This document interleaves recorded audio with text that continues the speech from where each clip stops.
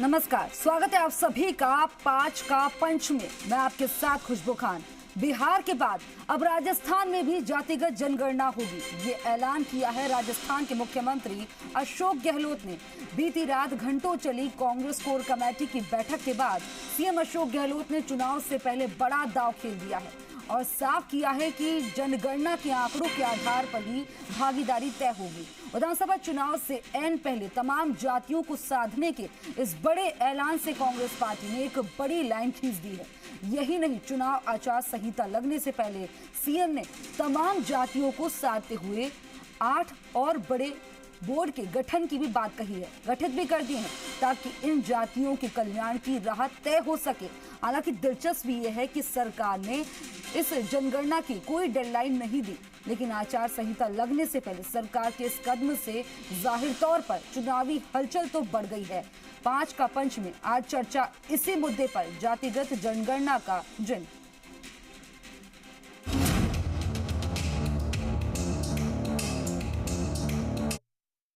राजस्थान सरकार भी बिहार की तरह जातिगत जनगणना करवाएगी। चुनाव से पहले बड़ा दांव, जातिगत जनगणना का ऐलान। जाति है कि जाति नहीं। बिहार में जाति जनगणना की रिपोर्ट आने के बाद मचे बवाल के बीच कांग्रेस ने एक बड़ा दांव खेल दिया है। विधानसभा चुनाव से ऐन पहले कांग्रेस शासित राज्य राजस्थान में जातीय जनगणना कराने का ऐलान कर कांग्रेस चुनावी फायदा लेने की जुगत में लग गई है। कांग्रेस कोर कमेटी के मंथन के बाद सीएम गहलोत सामने आए और प्रदेश में जातिगत जनगणना करवाने का ऐलान किया। हालांकि उन्होंने इसका कोई तय समय नहीं बताया। सीएम ने कहा कि राज्य में जातिगत जनगणना होगी और बिहार पैटर्न पर ही ये काम करवाएंगे, क्योंकि सुप्रीम कोर्ट ने उस पर रोक नहीं लगाई है। सीएम ने इस मौके पर एक बेहद बात कही कि जिसकी जितनी आबादी उसका उतना हक, यानी साफ है कि चुनाव से पहले सरकार तमाम जातिगत समीकरणों के साधने की तैयारी में है। राजस्थान सरकार भी बिहार की तरह जातिगत जनगणना करवाएगी। इतनी जिसकी जो जनसंख्या है उसकी भागीदारी उतनी होनी चाहिए। इस कंसेप्ट को आगे बढ़ाएंगे। घोषणा करते वक्त सीएम ने कहा कि राहुल गांधी ने जिसकी जितनी संख्या भारी उसकी उतनी हिस्सेदारी की बात कही है। जिस तरह सुप्रीम कोर्ट ने बिहार में कराई गई जाति जनगणना को रोका नहीं है, अब सरकार यहां भी जातिगत जनगणना का आदेश जारी करेगी, जो संविधान की भावना और सुप्रीम कोर्ट के आदेश के मुताबिक होगा। लेकिन इस फैसले की टाइमिंग से जाहिर है कि चुनावी मौसम में इसके तमाम सियासी नतीजे भी देखने को मिलेंगे। विशु शर्मा, जी मीडिया, जयपुर। तो जातिगत जनगणना का जिन, इसी पर आज हम चर्चा करने वाले जो खास मेहमान हमारे साथ जुड़े उनसे आपको रूबरू करा देती हूँ। भरत मेघवाल जी हैं, प्रवक्ता पीसीसी, आपका बहुत बहुत स्वागत है। डॉक्टर सुधा चौधरी जी, नेता बीजेपी, आपका बहुत बहुत स्वागत है। श्याम सुंदर शर्मा जी, वरिष्ठ पत्रकार, आपका बहुत बहुत स्वागत है। भरत मेघवाल जी, सबसे पहले मैं आपसे जानना चाहती हूँ कि आखिरकार जाति की जरूरत आपको भी पड़ गई, क्यों पड़ी? नहीं खुशबू जी, देखिए बिल्कुल खुशबू जी, देखिए जिस तरीके से राहुल गांधी जी ने भी कहा कि अगर केंद्र में हमारी सरकार आती है तो हम जातिगत जनगणना करवाएंगे। आप एक चीज को देखिए कि आज हमारे पास जो कम्युनिटी डेटा है वो 1931 का है। उसके बाद अगर जातिगत जनगणना की भी गई तो उसका डेटा रिलीज नहीं हुआ। और भारत जैसे विषमताओं से भरे देश में अगर कॉन्स्टिट्यूशन में दिए गए स्ट्रेंथ प्रिंसिपल जो कि इक्वालिटी और ये बताते हैं सोशल जस्टिस को, तो उसके लिए सबसे ज़्यादा ज़रूरी है कि जो हमारी पॉपुलेशन है उस पॉपुलेशन का क्या स्टेटस है, प्रपोर्शन क्या है, उसको एनालाइज और विजुलाइज करना ज़रूरी है। और इसके लिए जो कास्ट बेस्ड सेंसस है वो बहुत ज़्यादा ज़रूरी दिखाई देता है, ताकि इस डेटा के बेस पर हम सही पॉलिसी बना सके और उसको इम्प्लीमेंटेशन भी हम इंश्योर कर सके। आप देखिए कि जो हम बात कहते हैं कि जिसका जितना आबादी उसका उतना हक, इसका मतलब यह है कि जो हमारे रिसोर्सेज हैं उसका ओवरऑल डेवलपमेंट भी बेटर टारगेट करते हुए हम इंश्योर कर सके। और ये हमें ज़रूर देखना है कि जो वीकर सेक्शन है या कोई भी ऐसी कम्युनिटी या सेक्शन वो मार्जिनलाइज ना हो सके या उसको पीछे ना रह जाए। इसलिए हम बार बार जातिगत जनगणना पर जोर दे रहे हैं। और इस देश के अंदर अगर सोशल जस्टिस को इंश्योर करना है खुशबू जी, तो उसके लिए इस जो कास्ट बेस्ड सेंसस है उसको करना बहुत ही ज़्यादा ज़रूरी होता है। मैं एक आंकड़ा आपको बताना चाहूँगा। लोकसभा 2019 के अंदर जो जितने भी सांसद महोदय हैं उसमें आबादी के हिसाब से आज ओबीसी 52% है, लेकिन वहीं अगर सांसद महोदय की बात की जाए तो वो मात्र 22% है। ओबीसी के अंदर तकरीबन 3800 जातियां आती है, उसमें से मात्र 10 ऐसी कास्ट हैं ओबीसी में जो तकरीबन 24% आरक्षण का फायदा उठा रही है। तो इन सब चीजों को सही रूप से लाने के लिए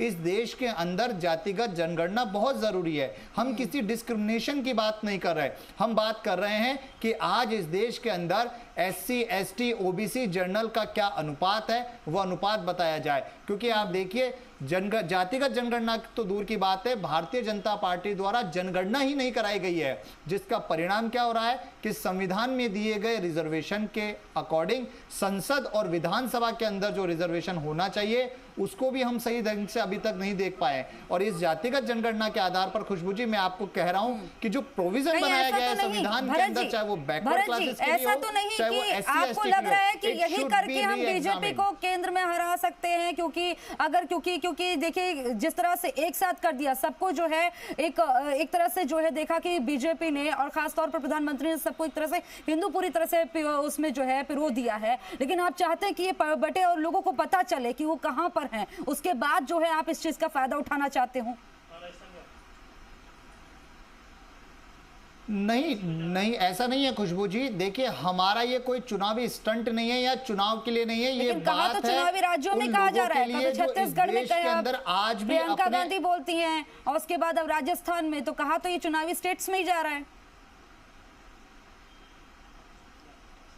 नहीं, आप ये देखिए ना, जब राहुल गांधी जी ने महिला आरक्षण बिल संसद में आया था, उन्होंने तभी भी ये बात कही थी कि इस महिला आरक्षण बिल में क्यों नहीं ओबीसी के लिए रिजर्वेशन को रखा गया, क्यों नहीं ओबीसी रिजर्वेशन का प्रोविजन डाला गया। हमारा ये चुनावी स्टंट नहीं है, हम आज भी इस बात पर अडिग है कि हम उन पिछड़े जो दलित है, जो एससी है, जो एसटी है, जो ओबीसी के, जिनको प्रॉपर अपना हक अधिकार नहीं मिल पा रहा है, हम उस पर बात कर रहे हैं। एक तरफ भारतीय जनता पार्टी हिंदू का राह पलागती है, हिंदुत्व की बात करती है, वहीं दूसरी ओर जब अति पिछड़े वर्ग ओबीसी, एसटी, एसटी, जनरल में जब लोग अपने हक की बात करते हैं, तब यही भारतीय जनता पार्टी उनको दरकिनार कर देती है। हम इनके चाल चरित्र का दोहरा आचरण बता रहे हैं। इसलिए क्यों डर लगता है भारतीय जनता पार्टी को, क्यों नहीं करना चाहती जातिगत जनगणना?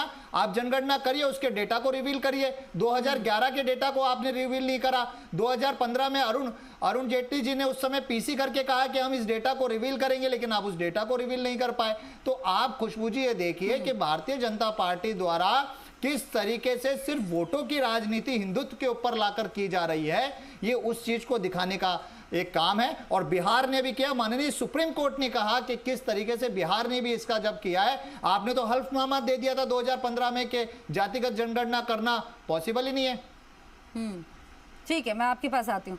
डॉक्टर सुधा जी, मैं आपसे जानना चाहती हूँ कि ये जो जिस तरह से आप देख रहे हैं, कैसे देख रहे हैं कि कल मुख्यमंत्री ने जातिगत जनगणना की बात कह दी, आप साथ देंगे या अलग रहेंगे?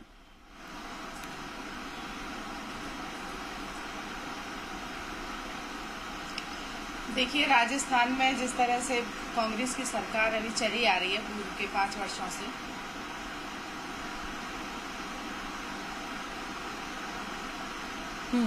देखिए राजस्थान में पूर्व के 5 वर्षों से कांग्रेस की सरकार चली आ रही है। जैसा कि राजस्थानी जान चुके हैं कि ये हर रोज कुछ न कुछ झूठ का पिटारा लेके आते हैं, और ये भी एक पिटारे का सहारा लेने का प्रयास कर रहे हैं। जबकि राजस्थान एक ऐसी धरती है जहाँ पर सभी जाति और धर्म बड़ी समरसता के साथ प्रेम से रहते हैं। ये एक रंगीन भूमि है, ये एक वीरों की भूमि है। लेकिन राजस्थान में जिस तरह से इस बार कांग्रेस की सरकार ने जो चाल और फरेब चलाई है, वो आम जनता को भ्रमित करने का प्रयास कर रही है। अब बात करें आरक्षण की या बात करें जातिगत आरक्षण की, तो अंग्रेजों के समय पे ये जातिगत जनगणना होती थी।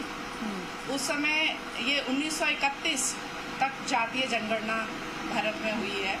उसके बाद ये जातीय जनगणना समाप्त कर दी गई थी, और दलित और पिछड़े वर्ग और जो भी पिछड़ी जातियां होती थी उनके लिए एससी, एसटी वर्ग का सरकार ने हमेशा ध्यान रखा। लेकिन इस बार जो गहलोत जी बिल्कुल चुनाव सर पर हैं, प्रचार शुरू हो गए हैं, वोट बैंक की जो राजनीति इनकी चल रही है, ये एक पिटारा इन्होंने खोला है। लेकिन इसमें दिक्कत क्या है? अगर सुधा जी अगर ऐसे हो जाए तो दिक्कत क्या है उसमें? बड़ा आरक्षण है, और कहीं है कि जातीय जनगणना पे सुधा नहीं जी, पहले तो मेरी आपसे रिक्वेस्ट है कि आपके आसपास ना काफी शोर आ रहा है जिससे आपकी बात क्लियर नहीं हो पा रही है। सुधा जी, पहले उस चीज को ठीक कर लीजिए। मैं आपके पास फिर से आती हूँ। श्याम सुंदर जी, मैं आपसे ही जानना चाहती हूँ, ये जो कल बात हुई है, ये जाति का जिन जो निकल आया है, इसे आप कैसे देख रहे हैं? देखिए खुशबू जी, निश्चित रूप से जब विधानसभा के चुनाव होने हैं और घोषणा भी होने वाली है, उसके बाद पहले मुख्यमंत्री जी जैसे राहुल गांधी ने संसद में कहा था कि भाई ओबीसी को भी आरक्षण दिया, महिला बंधन अधिनियम जब पारित हो रहा था तो उन्होंने मांग रखी थी। अब उस मांग को जायज करते हुए देखिए, राजस्थान में जब आप 5 साल से सरकार में थे, बिहार में अगर हिम्मत करके जातिगत मतगणना करा ली और उसके बाद उसका परिणाम रिपोर्ट भी घोषित कर दी, आप भी करा सकते थे। आपको आज क्या जरूरत पड़ी कि जब विधानसभा के चुनाव में आप जाना चाहते हो, उस वक्त जातिगत जनगणना की बात कह करके कहना क्या था? तो मुझे नहीं पता, अभी तक आदेश जारी हुआ, आप कह रहे हैं हमारी सरकार आएगी तो कराएंगे। श्याम जी, एक कॉन्सेप्ट मैं क्लियर भी कर दूं। देखिए कि शायद अगर हमारे कांग्रेस के प्रवक्ता को ना पता हो या बीजेपी को, देखिए कि जातिगत जनगणना जो है वो राज्य सरकार नहीं करा सकती है, क्योंकि जब ये बिहार में हुआ तो बिहार में इस बात को जो है सुप्रीम कोर्ट ने और हाई कोर्ट ने ये पूछा कि ये तो सिर्फ केंद्र सरकार का, और देखिए संविधान भी ये कहता है कि जातिगत जनगणना नहीं करा सकते, सिर्फ सर्वे करा सकते हैं। ये देखिए राज्य सरकार को पता है, और बिहार सरकार को लिखित में ये देना पड़ा है सुप्रीम कोर्ट हाई कोर्ट को कि हमने सर्वे कराया है, जातिगत जनगणना नहीं कराई है। वो सर्वे, खुशबू जी, सर्वे की बात की गई है मुख्यमंत्री जी ने। सर्वे का मतलब भी वही है। आप देखिए, आप क्योंकि आपको जब संविधान ने जनगणना कराने का अधिकार नहीं दिया, केंद्र सरकार को दिया, लेकिन सर्वे भी कराने का मतलब तो वही है। आखिर निकलता तो यही है कि आप किस जाति के कितने लोग रहते हैं, यही तो जानकारी करके आपको उजागर करना है, जिससे कि आप भी राजनीतिक खेल खेल सको। ये तो देखिए, अगर मुख्यमंत्री ने कहा जनगणना तो नहीं कराएंगे क्योंकि सुप्रीम कोर्ट रोक लगाएगा, इसलिए उनका हम भी सर्वे करा करके हम भी जानकारी करेंगे, लेकिन चुनाव से पहले ठीक कहना। अब ये देखिए, मेघवाल जी बार बार कह रहे थे कि भाई आप आज आप बात कर रहे हो, जब देखिए नारी शक्ति वंदन भाजपा लेके आई, सनातन भाजपा बात उठा रही है, हिंदुत्व की बात जब उठा रही है, तो मुख्यमंत्री जी को लगा इसका तोड़ कोई ना कोई निकालना चाहिए, जवाब देना चाहिए। इसलिए देखिए कि प्रधानमंत्री जी और भाजपा को जवाब देने के लिए मुख्यमंत्री जी ने एक नया, और देखिए आज 8 आपने बोर्ड का गठन कर दिया। वो हाँ नहीं, बोर्ड का गठन 8 जातियों को अलग अलग तरीके से संतुष्ट करने का। अब विकास होगा तो बोर्ड के माध्यम से होगा। इतने बोर्ड बने हुए हैं खुशबू जी, अब मैंने तो नहीं सुना कि 2 मीटिंग के अलावा कुछ कर नहीं पाते, और उन बोर्डों की सिफारिश सरकार मानती नहीं, माने क्या जरूरत है? इसी स्थिति में उन बोर्ड को मौलिक अधिकार या कानूनी रूप से कोई अधिकार तो है नहीं, केवल सिफारिश करने का अधिकार है। मुख्यमंत्री जी को एक भेज देंगे तो हमारी जातिगत आधार जाति ये चाहती है, आप हमारी सिफारिश माने नहीं माने राज्य सरकार, तो क्या कर लोगे आप? तो ऐसी स्थिति में आप आर्थिक आधार पर आर्थिक नुकसान पहुंचाने के लिए प्रदेश का पैसा जाता है। देखिए, एक बोर्ड निगम को बनाए रखने के लिए काफी पैसा लगता है, ऐसा नहीं कि बिना पैसे के वो बोर्ड निगम के अधिकारी कर्मचारी जो लगते हैं। तो ये आप आखिर उनको या तो फिर अधिकार दो कि हाँ उनकी सिफारिश को मानना ही पड़ेगा सरकार को, तो उनकी जाति का भला हो सकता है। आप केवल बोर्ड बना करके एक व्यक्ति विशेष को बिठा दो, 5 लोगों को लगा दो और कहो कि भाई हमने उसकी जाति का भला कर दिया, लेकिन आज तक आप रिपोर्ट भी प्रस्तुत करो कि प्रिज्म बोर्ड जो बने हुए हैं उनकी सिफारिशों को सरकार ने माना गया। देखिए, एसटी आयोग को आप अभी कानूनी दर्जा नहीं दे पाए मेघवाल जी, आपको तो पता है ना कि वो देखिए कहा कि आपका विधायक जो बना है वो कितना कहता रहा कि मुझे कानूनी अधिकार देना चाहिए, उसको ही अधिकार आपने नहीं दिए। तो आज की स्थिति में आप फिर कैसे कह सकते हो कि हम बहुत कुछ भला करना चाहते हैं? भला करने के लिए तो सरकार के पास तो बहुत सारी शक्तियां उसके आधार पर कर सकते हो, लेकिन क्योंकि विधानसभा के चुनाव है, फिर लोकसभा के चुनाव है, हमारे मुख्यमंत्री जी पुराने हैं, खुद ओबीसी भी है, इसलिए कह देना कि भाई 52% ओबीसी है और ओबीसी में भी कौन कौन सी जाति क्या क्या है, सारी बातें एक अलग तरह का माहौल नहीं बिगड़े। अगर आप देखिए, दोनों को मैं तो कहता हूँ पार्टियों को, आप जिस तरह से कहना चाहते हैं, अब चुनाव आयोग को इस पर कड़े निर्णय लेने चाहिए, करने के निर्देश देने चाहिए कि आप हिंदू मुस्लिम मत कीजिए, आप बाकी की चीजें मत कीजिए, जातिवादों को आप अपनी बातों को पार्टी के जो सिद्धांत है जो आप लागू करना चाहते हैं घोषणा पत्र, उसके ऊपर चर्चा कीजिए, उस पर वोट मांगने का प्रयास कीजिए।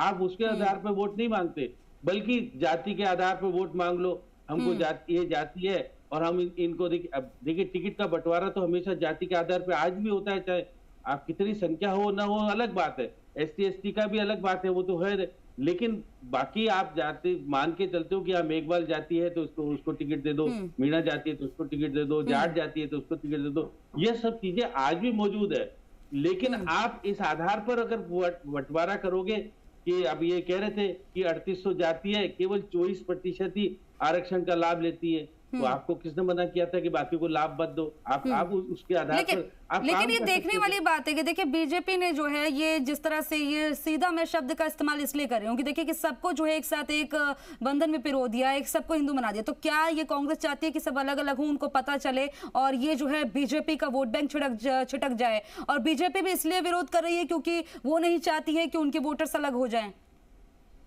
ये तो देखिएगा राजनीति में जो परिपक्व आदमी होता है, जिसने बड़ी राजनीति 50 साल तक की राजनीति की हो और उसको पार्टी की इच्छा मालूम पड़ गई हो, तो वो अपना खेल खेलने के लिए कोई दिक्कत नहीं होती कि किसी भी आधार पर सरकार कायम रहनी चाहिए। हमने 11 गारंटी दे दी और देखिएगा जिले बना दिए थे सारे। अभी सब कुछ ये मैं भरत जी से जानना चाहती हूँ। भरत जी, आप तो अपनी योजनाओं पे, कांग्रेस तो योजनाओं पर आ रही थी, लेकिन क्या योजनाओं का आपको लग रहा है कि असर नहीं पड़ेगा, इसलिए अब ये जाति का जिन्न आ गया? नहीं खुशबू जी, इस तरह की बात नहीं है। किसी भी प्रदेश में अगर कांग्रेस की सरकार होती है तो वो सर्वांगीण विकास की बात करती है और उस सर्वांगीण विकास में योजनाएं भी आती हैं और वो विजन भी आते हैं, जिस विजन के आधार पर हम हर एक व्यक्ति को, हर एक वर्ग को और हर एक समाज को एक मुख्य धारा में जोड़ने का काम कर सके। आप देखिए जिस तरीके से हमने योजनाओं में आर्थिक पिछड़े लोगों को महंगाई से राहत दी, वहीं हमने नए जिले बनाकर प्रशासनिक दृष्टि से राजस्थान के विकास की बात करी। वहीं दूसरी ओर माननीय मुख्यमंत्री जी ने मिशन 2030 की बात करते हुए 2030 में राजस्थान एक अग्रणी राज्य के रूप में आगे बढ़ सके, उसमें लोगों का क्या विजन है, उस विजन को देखते हुए हमने बात करी। और साथ ही साथ अभी जिस तरीके से जातिगत जनगणना की बात चल रही है, उस बात को भी हमने कहा कि राजस्थान में कांग्रेस सरकार इस जातिगत जनगणना का जो सर्वे है, क्योंकि ये हमें भी पता है कि जो स्टेट गवर्नमेंट होती है वो कॉम्पिटेंट अथॉरिटी नहीं है किसी जातिगत जनगणना को कराने की, लेकिन बार बार केंद्र सरकार को कहने के बावजूद भी वो जातिगत जनगणना तो बहुत दूर की बात है, जनगणना भी नहीं करा पा रही है। इसीलिए राजस्थान सरकार में माननीय मुख्यमंत्री जी ने कहा कि हम जातिगत जनगणना ऐसा तो नहीं कि राहुल गांधी को खुश करने के लिए ये तमाम बातें अब सामने आ रही हूं, इसी पर प्लान किया गया हो, क्योंकि राहुल गांधी ने अगर ये कह दिया कि जिसकी जितनी भागीदारी होगी उसकी उतनी हिस्सेदारी होगी, तो राहुल गांधी की जो है इस बात को लेकर अब उन्हें खुश करने के लिए, आला कमान को खुश करने के लिए बात की जा रही हूं। खुशबू जी, कांग्रेस पार्टी में किसी को खुश करने के लिए बात नहीं होती, कांग्रेस पार्टी में काम करने की बात होती है। राहुल गांधी जी ने कोरोना के समय पे भी कहा, राहुल गांधी जी ने चीन के मुद्दे पे भी कहा, अडानी के मुद्दे पे भी कहा और अभी ओबीसी आरक्षण पर भी उन्होंने बात करी। क्योंकि आज हम जो डेटा देख पाते हैं उस डेटा के अंदर आप देखिए ओबीसी हैं, उनको कहीं पे भी इस तरह का हक नहीं मिल पा रहा है। अभी चुनाव से आने पहले ये बात क्यों की गई? सिर्फ चुनाव से आने पहले ये बात क्यों की गई है? इससे पहले भी कर सकते थे भाई, आपके पास पूरे थे, पूरा जो है 5 साल पड़े हुए थे, तब कर लेते। चुनाव से आने पहले ये बातें। देखिए खुशबू जी, बात कभी भी की जाती तो जवाब यही मिलता कि आज क्यों आपने ये बात करी, इससे पूर्व में क्यों बात नहीं करी। तो कहीं ना कहीं से तो शुरुआत करने की जरूरत होती है और वो शुरुआत की है कांग्रेस पार्टी ने, कांग्रेस पार्टी और इस पूरे देश के नेता राहुल गांधी जी ने। चुनाव वाली बात नहीं होती, ठीक है। डॉक्टर सुधा जी, अगर आपकी आवाज ठीक हो गई हो तो मैं आपसे जानना चाहती हूँ कि आप साथ दे रहे हैं या अलग हैं, बताइए पहले।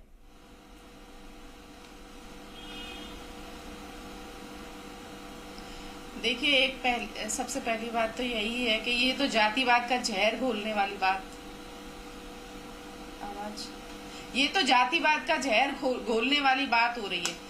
जिस प्रकार से हम देख रहे हैं छत्तीसगढ़ में प्रियंका गांधी जी कह रही हैं कि अगर यहाँ हमारी सरकार ऐसे होती है तो हम इनको भी जातिगत। डॉक्टर सुधा जी, आप अपनी बात पूरी करें, सुनिए अपनी बात पूरी करिएगा, लेकिन मैं आपको एक बता दूं कि देखिए बीजेपी के यूनिट जो बिहार में भी है, बिहार में वो साथ देने लगे, वो कह रहे हैं कि हमें कोई दिक्कत नहीं है, वो खुद भी चाहते हैं, क्योंकि आपको पता है कि अगर इस तरह की बातें उन्होंने अभी चुनाव से पहले कह दी तो दिक्कत हो जाएगी, इसलिए वो तो साथ दे रहे हैं। लेकिन अगर आप विरोध कर रही हैं तो सोच समझ के करिएगा।